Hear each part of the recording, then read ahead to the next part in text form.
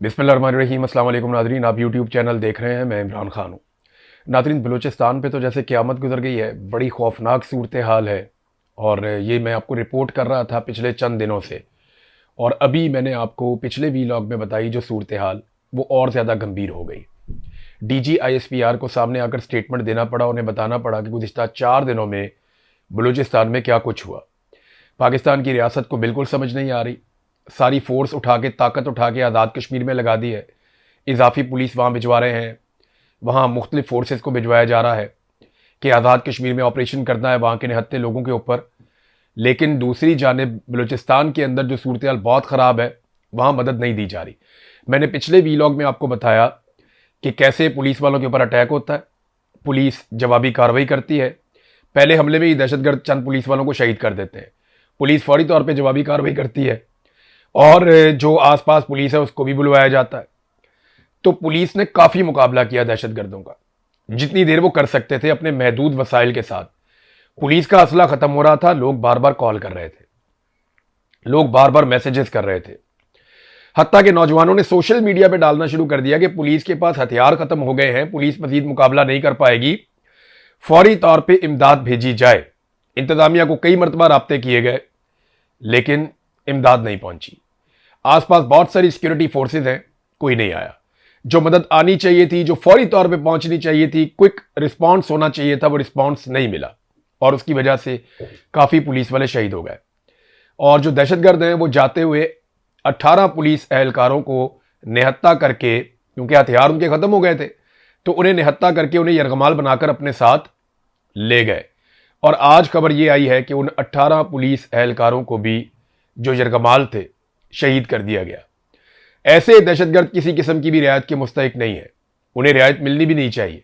उनके खिलाफ बदतरीन ऑपरेशन होना चाहिए, और उन्हें बिल्कुल उसी जबान में जवाब देना चाहिए जिन्होंने निहत्ते मगवी पुलिस एहलकारों को शहीद किया है। यानी वो लड़ तो नहीं रहे थे ना, वो निहत्ते थे, मगवी थे, और उन्हें शहीद कर दिया गया। अब DG ISPR ने ना 2 चीज़ें ऐसी कही जिस पे मैं हैरान हो गया कि वो कह रहे हैं और कोई सवाल ही नहीं करता, उनसे पूछता ही कोई नहीं है कि आपने ये क्या कह दिया। एक, वो ये कह रहे हैं कि उस रात जब पुलिस की दहशतगर्दों के साथ लड़ाई हुई थी, तो दहशतगर्द फरार हो गए थे अपनी लाशें छोड़कर। लेकिन सेम टाइम में वो ये कह रहे हैं कि दहशतगर्द जाते हुए 18 पुलिस एहलकारों को यरगमाल बनाकर अपने साथ ले गए। अब ये 2 खबरें एक साथ तो हो ही नहीं सकती। यानी एक तरफ कह रहे हैं कि दहशतगर्द फरार हो गए, लाशें भी छोड़ के भाग गए, लेकिन जाते हुए 18 पुलिस एहलकारों को यरगमाल बनाकर साथ ले गए। अब ये कैसे हो सकता है? फरार होने वाला तो एक आदमी को भी साथ यरगमाल बनाकर ले जाए तो बहुत बड़ी बात है, और अगर कोई हथियार फेंक कर लाशें छोड़कर भागा है, तो वो यरगमाल कैसे बनाकर ले जा सकता है? तो जो मैंने मकामी जराये से बातचीत की, वो मुझे ये बताते हैं कि वहां पे दहशतगर्दी हुई है बड़ी खौफनाक, और कोई भी नहीं पहुंचा। दहशतगर्दों ने पुलिस वालों का सफाया किया और उनके ऊपर बहुत बुरा कत्लेआम किया, और फिर बाकी पुलिस वाले जो वहां मौजूद थे, जब उनका एमुनिशन खत्म हो गया तो उन्हें घेर लिया, और घेर कर उन्हें साथ लेकर चले गए यरगमाल बनाकर। ये वो कार्रवाई हुई है जब वहां कोई मदद नहीं पहुंची, कोई सरकारी कुमक नहीं पहुंची। इजाफी कुमक जो है वो कश्मीर में तो फटाफट पहुंच जाती है, इलेक्शन में धांधली कर दी हो तो फटाफट पहुंच जाती है, इमरान खान के खिलाफ कार्रवाई करनी हो तो फौरन इजाफी कुमक मौजूद होती है। अगर आज पाकिस्तान तहरीके इंसाफ का कोई एक बंदा जलसा अनाउंस कर देना उस इलाके में जहां पे ये दहशतगर्दी हुई है, तो फटाफट इजाफी कुमक पहुंच जाएगी, हर तरफ से आ जाएंगे निकलकर। लेकिन जब पुलिस वाले वहां पे शहीद हो रहे थे, निहत्ते हो रहे थे, उस वक्त इजाफी कुमक नहीं पहुंची। ये शिकवा बार बार इलाके के लोग कर रहे हैं। फिर वो यरगमालों को ले गए बनाकर साथ अपने 18 लोगों को, और उनको शहीद कर दिया। इससे बड़ा जुर्म कोई और हो नहीं सकता। रियासत की जिम्मेदारी है कि उन्हें निशाने इबरत बनाया जाए। फिर एक और दहशतगर्दी का वाकया होता है। 27 पुलिस एहलकार यहां पे जाम बहक हो गए।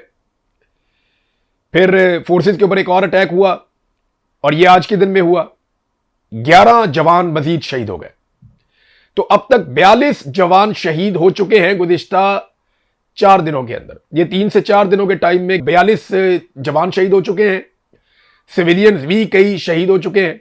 अभी इतला आई थोड़ी देर पहले कि क्वेटा में बच्चे खेल रहे थे, तो वहां पे एक धमाका हुआ। उस धमाके के नतीजे में 2 बच्चों की अब तक कंफर्म इतला आई कि वो शहीद हो गए, और बहुत सारे बच्चे जख्मी भी हो गए। ये बलूचिस्तान जल रहा है, बलूचिस्तान की ये सूरत हाल, और किसी को फिक्र ही नहीं है। बात बताई कोई और जाती है। डीजीआईएसपीआर कह रहे हैं हमारा ऑपरेशन कामयाब हो गया। यानी मगवियों के पीछे जब सिक्योरिटी फोर्सेस गई और उन्होंने दहशतगर्दों से लड़ाई की तो डीजीआईएसपीआर ने कहा कि हमने वहां पे एक कामयाब ऑपरेशन किया।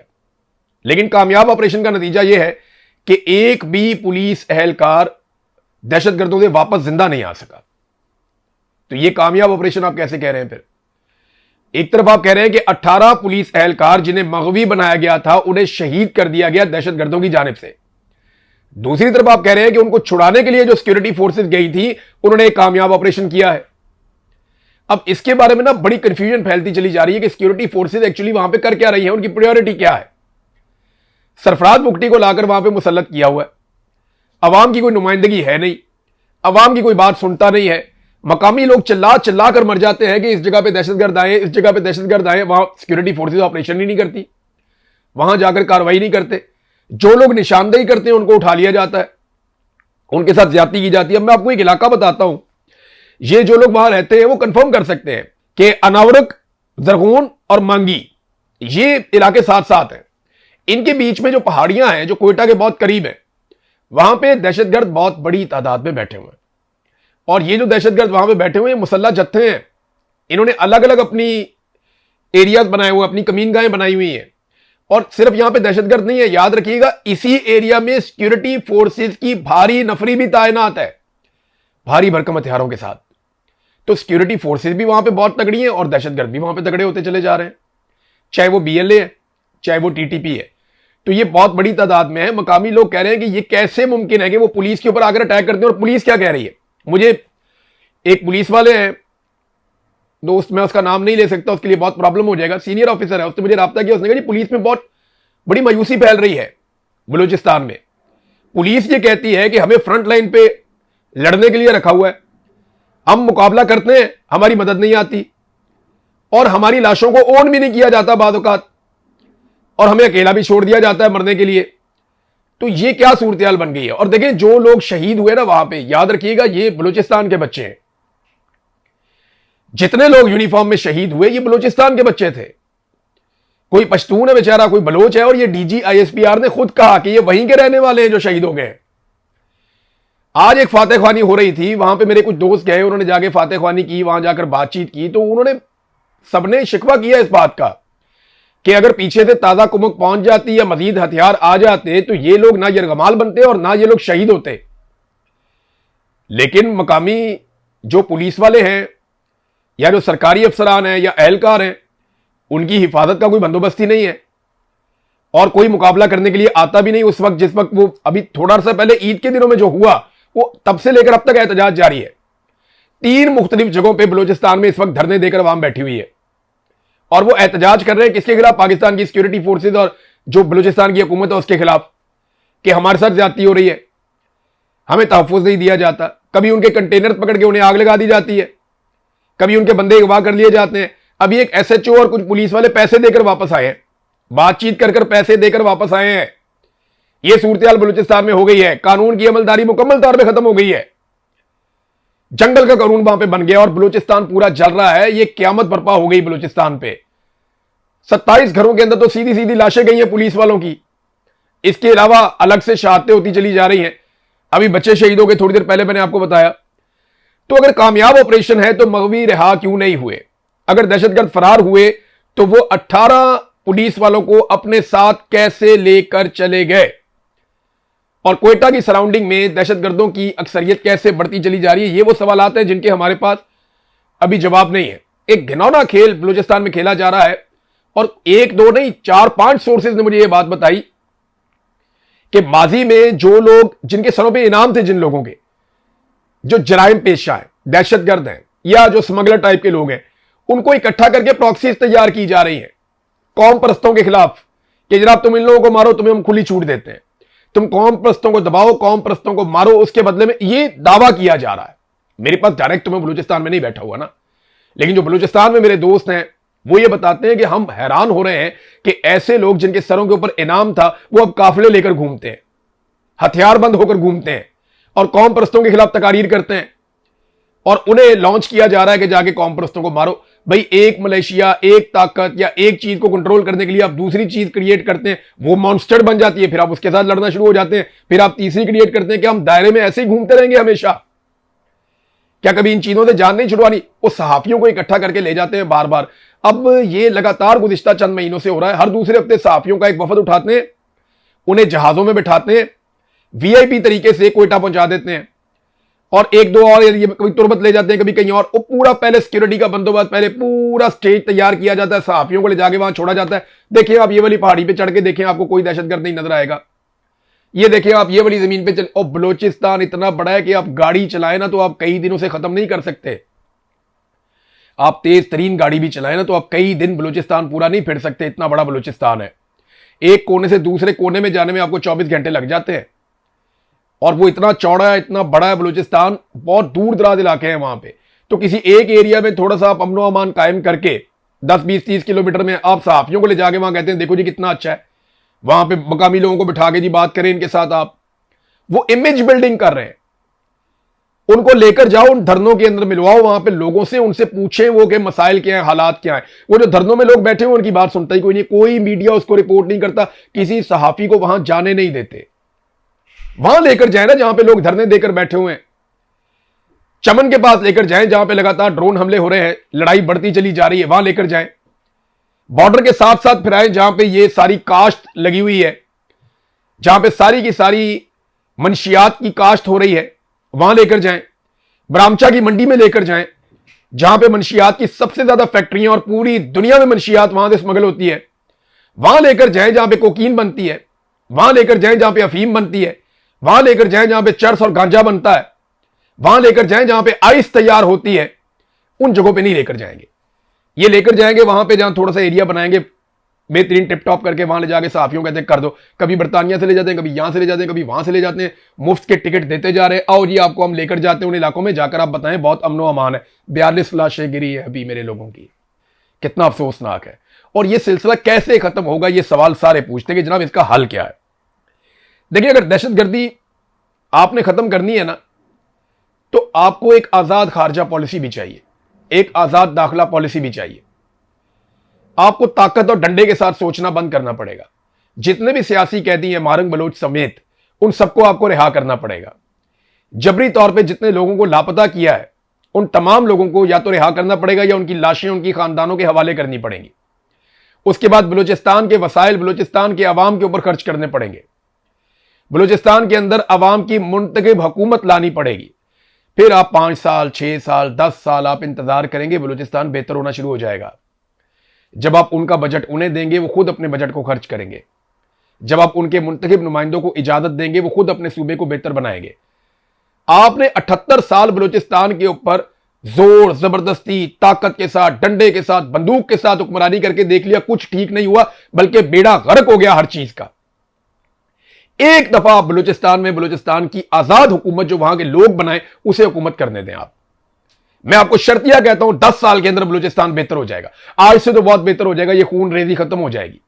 खासतौर पे बुगटी को कत्ल करने के बाद जिस तरह मुक्के लहराए गए, या बुगटी को कत्ल करने के बाद जो कुछ किया गया, वो एक फौजी ने एक रेप ही किया था ना, एक लेडी डॉक्टर का।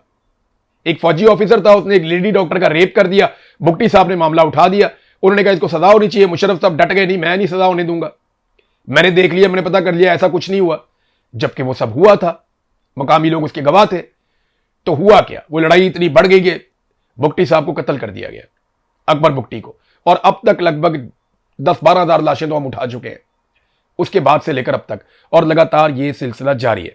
तो मारंग बलोच को छोड़ें, लापता अफराद को आजाद करें, मुंतखब नुमाइंदों के हवाले इक्तदार किया जाए, वसाइल वापस लौटाए जाएं, दाखिला और खारजा पॉलिसी अवाम के मुंतखब नुमाइंदे बनाएं, तो यकीन रखें कि हालात बेहतर होना शुरू हो जाएंगे। ये इस तरह रहेंगे नहीं। एक और खबर नाज़रीन जो मैंने आपको कल दी थी, खैबर पख्तूनख्वा हुकूमत जो है वो मुराद पास कर रही है, सहाफ़ियों के ऊपर सख्तियां करने के कवानीन पास कर रही है। ये चीज़ों के ऊपर बहुत तनकीद हुई।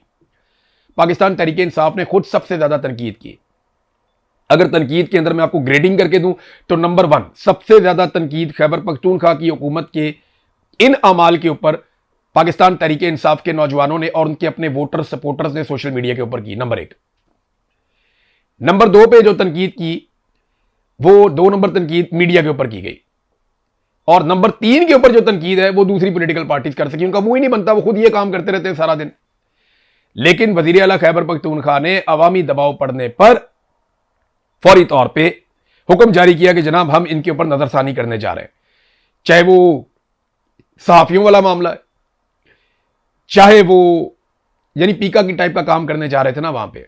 उन्होंने कहा जी आज़ादी इज़हार राय का मामला हो, चाहे वो हमारी मुराद का मामला हो, हमारी सहूलियात का मामला हो, इस सारे के ऊपर हम नजरसानी करने जा रहे हैं। सुहेल अफरीदी को ऐसा क्यों करना पड़ा, सवाल यह है। देखिए ना, उस वक्त जब पीटीआई के सपोर्टर ने पीटीआई के ऊपर हमला कर दिया था कि भाई ये तुम किस तरह के कानून पास करने जा रहे हो, तुम अपने लिए हलवा इकट्ठा कर रहे हो, अवाम अजाब में पड़ी हुई है, इमरान खान जेल में पड़ा हुआ है, तुम मौजें कर रहे हो। तो जब पाकिस्तान तहरीक इंसाफ का वर्कर पीटीआई को पड़ गया था ना इतने मुश्किल हालात में, उस वक्त नून लीग का वोटर जो है वो रजा डार को डिफेंड कर रहा था, इसहाक डार का नवाज साहब, कि रजा डार ने रेप किया तो क्या हुआ, या करवाया तो क्या हुआ। ये फर्क है आज पाकिस्तान तहरीक इंसाफ। मैं बड़ा खुश होता हूं ऐसी पॉलिटिकल पार्टी से। एक दौर में पाकिस्तान पीपल्स पार्टी का जो वोटर सपोर्टर था ना, वो सामने खड़ा हो जाता था आके डट के, जुल्फिकार अली भुट्टो के, बेनजीर भुट्टो के, फिर जरदारी और बिलावल ने इतना मायूस किया वो बात ही नहीं करते। लेकिन आज जिस पॉलिटिकल पार्टी का वर्कर उसके पास ये शऊर है, वो पाकिस्तान तहरीक इंसाफ है, और अपनी जमात के खिलाफ खड़े होते हैं। तो देखिए वजह क्या बनी कि सुहेल अफरीदी को पीछे हटना पड़ा। एक तो पहले वो सारे लोग जो है उनको शर्म आनी चाहिए जो कल तक इस सारे को डिफेंड कर रहे थे, और आज सुहेल अफरीदी पीछे हट गया। पीछे तभी हटा ना कि जब गलत चीज थी, ना होती तो पीछे ना हटता। तो वो डिफेंड करने वालों को शर्म आनी चाहिए। नंबर 1, ये पाकिस्तान तहरीक इंसाफ ने अपना शऊर साबित किया है। नंबर 2, जब कोई हुकूमत अवाम के वोटों से आती है ना, तो उसे इस बात की फिक्र रहती है कि अवाम नाराज ना हो जाए। जब आपकी हुकूमत बनेगी ना अवाम के वोटों से, तो आपको फिक्र रहेगी कि यार अवाम नाराज होगी तो दोबारा वोट नहीं देगी। लेकिन जब आप बूटों के तस्मों के साथ लटक कर आएंगे, तो फिर आप पता क्या कहते हैं, फिर आप कहते हैं जहाज की बात हुई है, लिया है भाई। फिर आप इस तरह की हरकत करेंगे टिल्ले मुंह के साथ कि भाई खरीदा है जहाज, जो होता है उखाड़ लो। फिर आप ये करते हैं। जब आप अवाम के वोटों से नहीं आए होते ना, बूटों के तस्मों के साथ लटक के, जबान से पॉलिश कर करके आप इक्तदार में टिकटॉक बनाकर आ जाते हैं, फिर आपको कोई फिक्र नहीं होती कि अवाम क्या कह रही है। फिर आप कहते हैं खरीदा है भाई, जो उखाड़ना है उखाड़ लो। लेकिन जब आप अवाम के वोटों से आते हैं, फिर आपको पीछे हटना पड़ता है, आपको अवाम की मंशा के मुताबिक फैसला करना पड़ता है। एक और चीज जो खैबर पख्तूनख्वा की पीटीआई हुकूमत ने साबित की कि ये लोग फाशिस्ट नहीं है। ये नहीं आपको याद है पीका के खिलाफ लोग रो रो के मर गए और इन्होंने बड़े सख्त कवानीन बनाए, पंजाब में अजीबोगरीब काम इन्होंने डाल दिए, वफाक में डाल दिए, 26वीं 27वीं आईनी तरमीम में बेड़ा गर्क कर दिया आइन का। इतनी तनकीद हुई, ये टस से मस नहीं हुए, बल्कि ये इतने फाशिस्ट हैं, ये बंदे उठा लेते थे, मारते थे, कुटते थे। लेकिन खैबर पख्तूनख्वा पीटीआई हुकूमत ने वो कम से कम नहीं किया। लेकिन जो इमरान खान ने कहा वो भी नहीं किया। ना इन्होंने अभी तक स्ट्रीट मूवमेंट शुरू की, ना इन्होंने अभी तक कोई ड्रोन हमलों के ऊपर कोई एफआईआर दी, ना इन्होंने अभी तक जो एक बिल था जिसे हर हाल में खत्म करना था, पहले अली अमीन गंडापुर ने और उसके बाद सुहेल अफरीदी ने, action in aid civil power का जो एक कानून है उसे खत्म करना था, वो इन्होंने अभी तक खत्म नहीं किया। हालांकि इनके पास ये अक्सरियत मौजूद है, ये ताकत मौजूद है, ये जब चाहें खत्म कर सकते हैं, लेकिन उन्होंने खत्म नहीं किया क्योंकि उसके बाद फौज के पास ऑपरेशन करने की वो सलाहियत खत्म हो जाएगी, या वो उनके पास जो एक वजह है, जो उनके पास एक कानूनी जवाब है, वो खत्म हो जाएगा। लिहाजा इन्होंने अभी तक वो खत्म नहीं किया। नाज़रीन, एक जर्नलिस्ट है रेहान तारिक साहब, उन्हें गिरफ्तार कर लिया गया और उन्हें भी गिरफ्तार किया गया NCCIA की जानिब से। ये बरतानिया में गए हुए थे और अभी ये पता चला कि जवाद नकवी साहब हैं मजहबी रहनुमा, उनका कोई इंटरव्यू करते हुए इन्होंने कोई मुतनाज़ सवाल कर दिया था, तो उस पर इन्हें गिरफ्तार किया गया। 6 दिन का इनका रिमांड भी दे दिया गया। बहुत अफसोसनाक बात है। देखें, एक जर्नलिस्ट सवाल ही तो करता है, सवाल गलत भी हो सकता है। फिर मैंने एक वीडियो देखी जिसमें यही साहब रेहान तारिक साहब ये माफ़ी मांग रहे हैं अवाम से कि जनाब मेरे सवाल से अगर आपकी दिलदारी हुई है तो मैं माजरत चाहता हूँ, मुझे माफ़ कर दें। तो इंसान से गलती हो, अगर माफ़ी मांग ले, एक लाइल्मी भी बंदा सवाल भी कर देता है। लेकिन फौरी तौर पे इस मामले को लेकर NCCIA ने एक मुकदमा दर्ज किया, वो एयरपोर्ट पे वापस है, उन्हें वहाँ से अरेस्ट कर लिया और 6 दिन का उनका रिमांड भी दे दिया।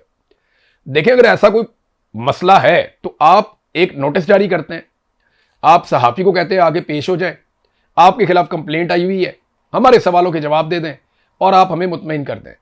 ऐसे केसेस में आप उसको बेल अप्लाई करने का मौका भी दे देते हैं। लेकिन यहां पे तो ना एक सिलसिला चल रहा है कि साबित करना है हमने कि हमसे ज्यादा जालिम और फस्तायत वाला कोई भी नहीं है। बहरहाल जो भी है, इसका फायदा नहीं होगा, इसका नुकसान होगा, और अल्टीमेटली इसकी कीमत पाकिस्तान को ही चुकानी पड़ती है। जब आप एक एक एक एक करके सबको मारते हो, देखें ना, अहमद फरहाद को इतना जबरदस्त ज़हनी टॉर्चर किया जा रहा है कि ये वीडियो बनाओ, घर जाओ, वीडियो नहीं बनाओगे हम नहीं छोड़ेंगे। ये उनकी फैमिली के दराये से मेरे तक मालूमात आई है। वो कहते नहीं, मैं वीडियो नहीं बनाऊंगा। वीडियो उनसे बनाने के लिए हो सकता है कि जबरदस्ती करके, जोर लगा के, जुल्म करके उनसे कोई वीडियो बना ली जाए, तो क्या इससे कश्मीरी जो है वो एक नए मौक़िफ़ पे चले जाएंगे? ऐसा नहीं होगा।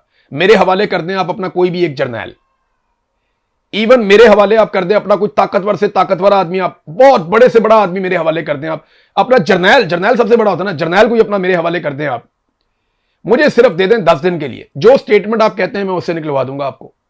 जो स्टेटमेंट आप कहते हैं, इस तरह का स्टेटमेंट आप निकलवाएंगे तो क्या फर्क पड़ेगा उससे? क्या लोगों की सोच बदल जाएगी? लोग बेवकूफ है, उन्हें नहीं पता कि ये बंदा पकड़ा गया था, अब इसका स्टेटमेंट आ गया। क्या साबित करना चाहते हैं कि हम बहुत ताकतवर हैं, हम पाकिस्तानी अवाम को डंडे से चलाएंगे? और डंडे से मुल्क नहीं चलते होते, डंडे से मुल्क नहीं चलते होते, और सिक्योरिटी फोर्सेस का यह काम नहीं होता।